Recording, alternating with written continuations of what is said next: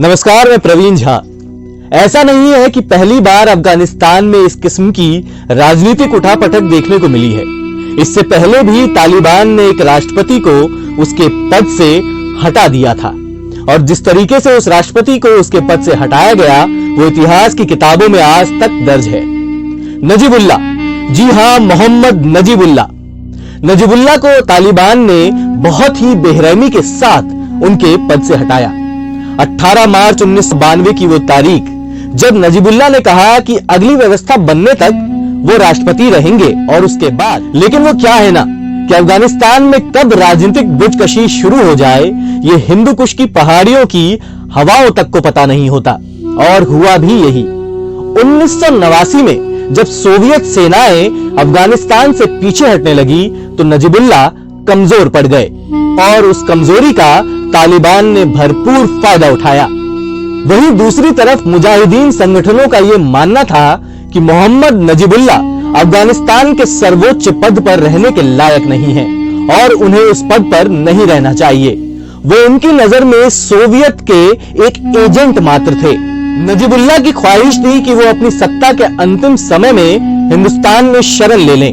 उन्होंने अपनी बेटी और पत्नी को जैसे तैसे करके हिंदुस्तान भेज दिया। नजीबुल्ला हिंदुस्तान की तरफ रवाना होना चाहते थे। उनकी गाड़ियों का काफिला काबुल एयरपोर्ट की तरफ चल निकला, लेकिन रास्ते में काबुल एयरपोर्ट पहुंचने के बाद उन्हें मुजाहिदीनों के एक गुट ने घेर लिया। उसके बाद मोहम्मद नजीबुल्ला की गाड़ियां वापस लौटने लगी और मोहम्मद नजीबुल्ला ने संयुक्त राष्ट्र संघ के कंपाउंड में शरण लेने की सोची। नजीबुल्ला उस कंपाउंड में 4.5 साल तक रहे।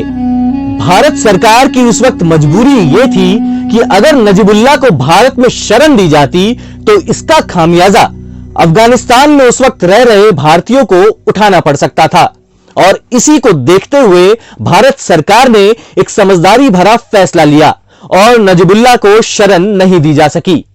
पाकिस्तान और ईरान के प्रतिनिधियों ने नजीबुल्ला को शरण देने की पेशकश तो की, लेकिन नजीबुल्ला पाकिस्तान और ईरान पर भरोसा न करने की बात कहकर उस पेशकश को ठुकरा दिया। इसके बाद नजीबुल्ला ने 4.5 साल तक संयुक्त राष्ट्र संघ के कंपाउंड में रहकर अपना जीवन गुजारा। लेकिन 27 सितंबर 1996 का वो दिन जब तालिबान और मुजाहिदीन के लड़ाकों ने संयुक्त राष्ट्र संघ के उस दफ्तर पर हमला बोल दिया और वो संयुक्त राष्ट्र संघ के उस दफ्तर में घुसते चले गए। उन्होंने वहां मौजूद नौकरों से पूछा कि नजीबुल्ला कहां है, लेकिन उन्होंने गोल मटोल जवाब दिए। इसके बाद लड़ाकों ने सीधा नजीबुल्ला के कमरे की तरफ रुख किया और नजीबुल्ला और उनके साथियों को घसीटकर बाहर लाया गया। नजीबुल्ला के सिर में गोली मारी गई। नजीबुल्ला के शव को राजमहल के नजदीक लैंप पोस्ट पर टांग दिया गया और इसी के साथ अफगानिस्तान में नजीबुल्ला का युग समाप्त हो गया। ऐसी ही कहानियों को सुनने और देखने के लिए आप इस चैनल को सब्सक्राइब करना ना भूलें और बेल आइकन को जरूर दबाएं, जिससे कि आपको आने वाली वीडियोस की जानकारी मिलती रहे। नमस्कार।